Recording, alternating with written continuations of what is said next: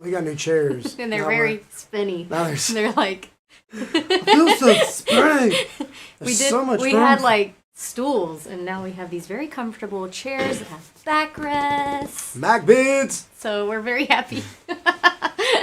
Real talk, man. They were real nice, and got them like 90% off. So I ain't mad. Let's go. Hi guys. Hi everyone. Good Welcome to Marriage Monday on a Tuesday.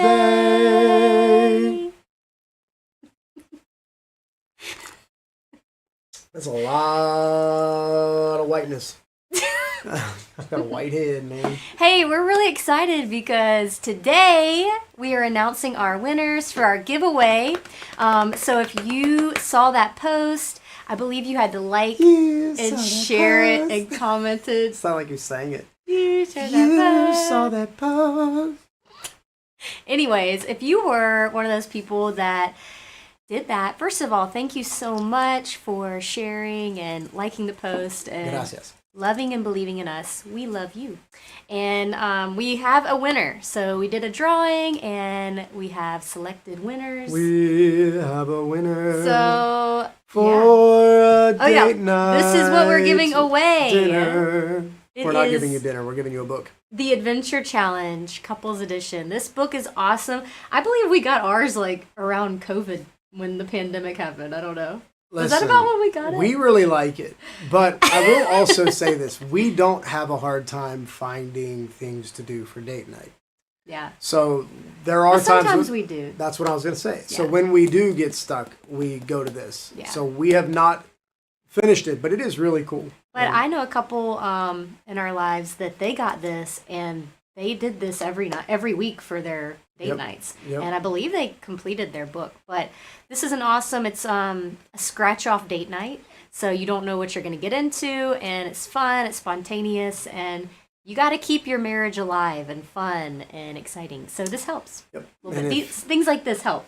Listen, man, what's that saying? If you don't use it, you lose it. Yeah. And so you don't want to lose it. Yeah, and it's like, think about how many people were massive, like, muscle men, muscle women in their younger years, and then they stop working. Actually, that's a trend on TikTok. It's like, I heard my mom or my dad was like a heartbreaker when they were younger, and it has all these videos and pictures of them like heartbreakers, and now they're all like heartbroken, but it's just like, it's crazy because it makes me think about, I told you about that woman. They said, how old are you? She said 90 years old, and she was incredibly fit, and they said, what's the secret to staying fit? And the woman said, my mom passed away when my mom was 46 years old, and I started taking my health very seriously at that point. And so that's why we promote this stuff, guys. We want you to have that engagement of time and fun and activity. Yeah. And so do you want to announce our winners? You wrote it down. And I did. I have it. But are you ready? Yeah, I feel like we need a drum roll or something. I don't know. Everybody drum roll. And the winner is Chelsea and Mike Brill. Wait, Brill? Let's go. So wait, so they just got married too. So that's a fun little.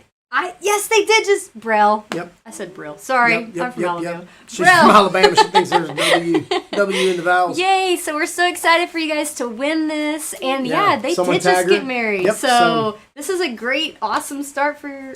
Yes, it is. Marriage. So you guys, instant message us, DM us. Do you have our number? We'll figure it out. I don't. Yeah, we have your. I mean, we're one call away. But if you message us your address, we will have it sent directly to your door. Yep. It's going to be awesome. Yeah. Thank you guys again for sharing and engaging in that post. So. Yeah, and so the rad thing is we're going to have many more things. Not only here, but for our church, we're going to be doing some more like online engagement for Marriage Monday and our student ministries. So make sure you check out. Make sure you follow Generations House of Worship on Facebook, and we'll be friends forever. Yeah. Cool. Well, we're going to get into what we're going to talk about today. Really, we just wanted to do a video just to update you guys on... It sounded so loud. I know. I don't know why the crowd like...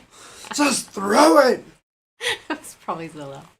But We just came back from Vietnam on a missions trip that we went on, and we thought it would be a cool video just to share with you guys a little bit about what we did, why we did it.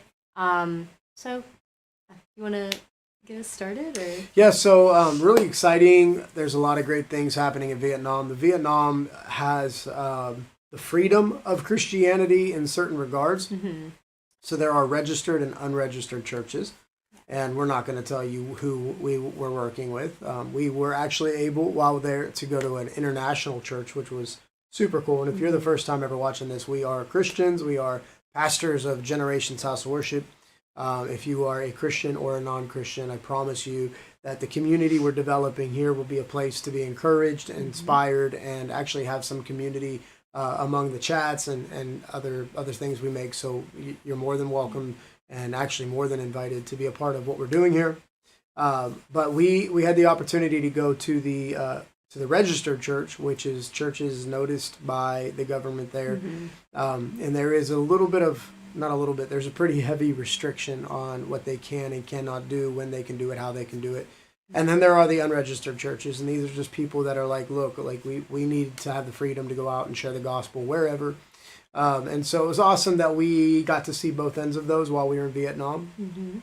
If you don't know, we have been heavily involved in missions work in Guatemala over the last 7 years. We started investing in a beautiful couple who we are going to have on here on Marriage Monday soon. I know we talked about it. That'd be great. So their name is Wesley and Katie Sanchez, and we love them to death. They are like family to us, and we started supporting them. And then eventually we were able to actually come into Guatemala, and ever since then we have, I think, had a heavy part in seeing the fruitfulness there of a healthy church community and what that also means. So you want to share a little bit about what we started doing? You said we're not sharing who we worked with?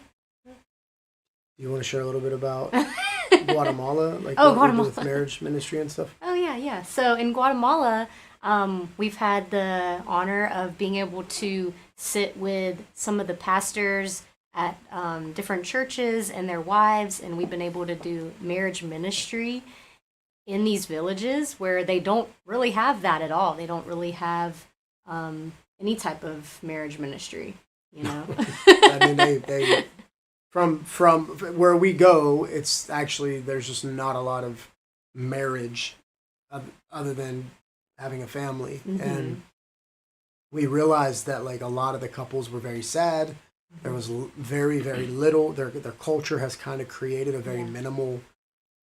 Not a lot of intimacy, I guess. Yeah. You know. Yeah, like we're not trying. It's not a slam. It's a cultural thing. It was like we had a game night with all the couples, and it was literally the cutest thing in the world because we did musical chairs, and they had never, ever. I mean, where we go, they don't dance. They've been kind of indoctrinated that dance is evil, and so it's really sad because like even at church they don't dance. Very, very little laughter, very low dialogue between the couples, and then a lot of the couples, the men will leave the village to go work. Yeah. Because there's not really a lot of work they can do around there, and leaving a lot of the women home by themselves. So a lot of them are very lonely and sad, and they're raising their children. So there's a lot there. Yeah, and a lot of the roots, I mean, it's not very far off that just about a decade or two ago, the marriages there were kind of like you just go find somebody and take them home. Like, seriously. So have had the honor of being highly invested in the leadership's marriages there. And so we were able to start coming in, and really as a branch of Marriage Monday on a Tuesday, we started ministering to a lot of the couples there and bringing the church leaders and the husbands and the wives and the community together. And teaching them about what the Bible says, you know, Ephesians 5. We really taught a lot of that to the couples, you know. Had a lot of meetings today. Sorry. I know your voice is kind of... I know I'm losing it. But... I'm just so tired. He's been up pretty early today. You got up pretty early. 3:30. Yeah. I mean, really, our sleep schedule has been pretty crazy since we came back. Yes. So that's a part of what we were teaching in Vietnam is you can't just go, go, go, go, go. You can't just be like, oh, ministry, ministry, ministry. Like you have to have a healthy man. We truly believe that the healthy organism of community begins at the cell of the home. Yeah.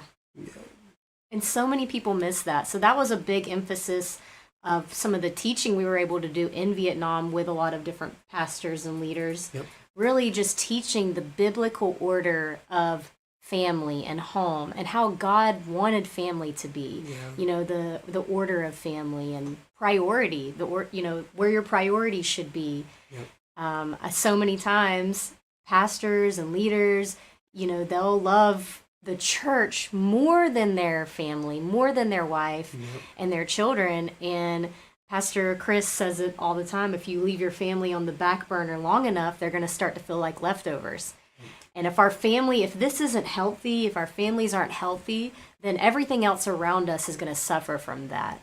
And God wants us to have a healthy healthy relationship with Him, first of all. And then if you're married, with your spouse. That's really the priority of that. So we did a lot of teaching on that while we were there. Yeah. So really cool. And we had two husbands with us on our team that together have 10 children. So 10 children. So very cool to be able to help impart this passion for the core principle of anything. It starts with your home. And if you're single and you're watching this, if you're separated, married, dating, engaged, these principles apply in every season of our life. If you are single, engaged, or even divorced and just not really sure what's next, you have to be able to manage that season and understand what you're walking into. A lot of people, the ratio of marriage is 50-50 that make it and 50% that quit. And I think a lot of the people that quit, when you talk to them, they go, I had no idea what I was getting into. And so like when we're teaching these things, I loved the church more than her.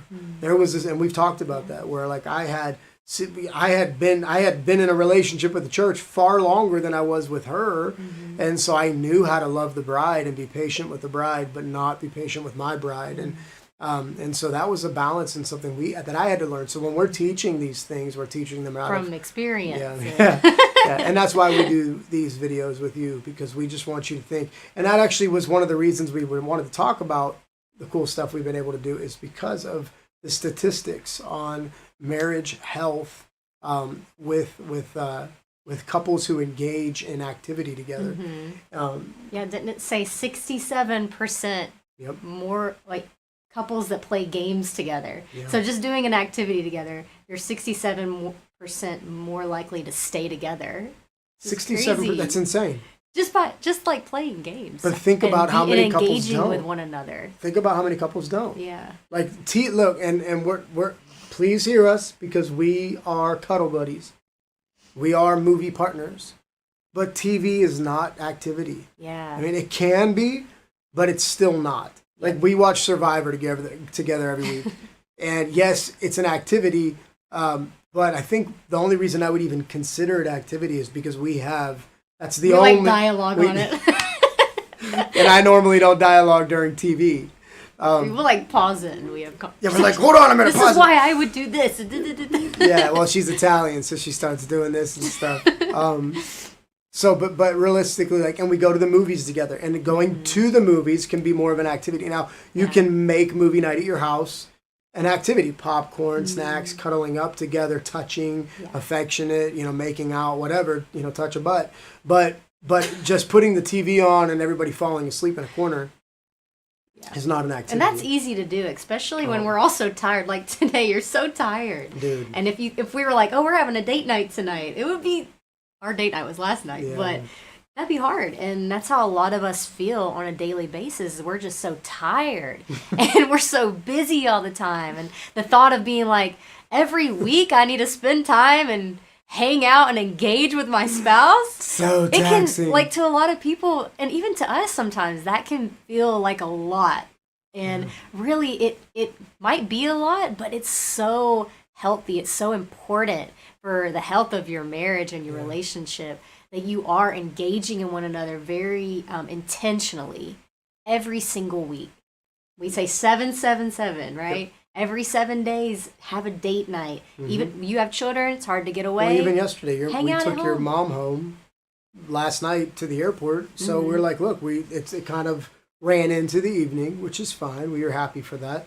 So we had an impromptu Pirates game. Found tickets for $5 and parking for $700. But that's, but no, it was like we're not gonna to sacrifice our date night, and we technically hadn't had a date night in a few weeks because of Vietnam and travel, and I think our one date night was hanging out on an airplane together and having to inject you with a stupid thing in your bum in a airplane bathroom. That was fertility. Our date night. Yeah, that was our that was funny. Our date night. So I think the other one was us waltzing around finding snacks in the airport. Yeah. This is I love this. It says couples who both volunteer together report higher joint material satisfaction than those who only one or the other volunteer. That's a big deal. Think about that. So we promote at our church, like get in a group together, a life group together, serve on a team together. Why? Because you're finding that people find more satisfaction in the things they have whenever they're doing things together. Because you start to go, you know what? I love who we are. So therefore, I love what I have. You look at how many couples have everything, but they don't have each other. Yeah. They buy more and more stuff, more shoes, more TVs, more gold, more jewelry, and their marriage falls apart because you're sitting there looking for satisfaction because realistically, you are supposed to be each other's playthings. I mean, you really are. You're supposed to be each other's accessories. Enjoyment, Yeah, like we should be an accessory to each other. Like you're my bling. We have fun together. You make the main part of me better, and vice versa. And I think that's why when people volunteer together, they're like, wow, like we're just. I mean, you and I, it's the weirdest thing. We have literally been together probably 90% of our marriage, 15 years in a week. Yeah, our anniversary's next week. 15 years. That's a big number. Ow! Huh. Like that's kind of a milestone. That is a milestone. It is. I've almost had you longer than you didn't. I've almost had you as old as you were. We met when, yeah. I don't know. I know you were 20. You were 20. We've been together a while. Yeah. But. What was this one? Ladies, let me encourage you. Wives often influence couple volunteering.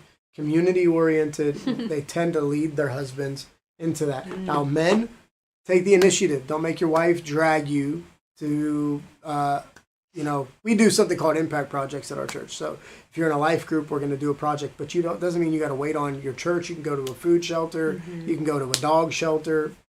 She works at a wildlife rescue. I volunteer on Fridays. So these are just amazing things. And us going to Vietnam, like we go together. Whatever missions trip we go on, we go together. We're not separating because we want to have that eternal impact and everlasting memory. Yeah, but it's so powerful to volunteer, to serve together. I know at our church, we have the life groups where you and your spouse can do a life group together. You can do a marriage curriculum, or, you can do something just fun, like do a bike riding group, or... You can ride an elephant. Yeah.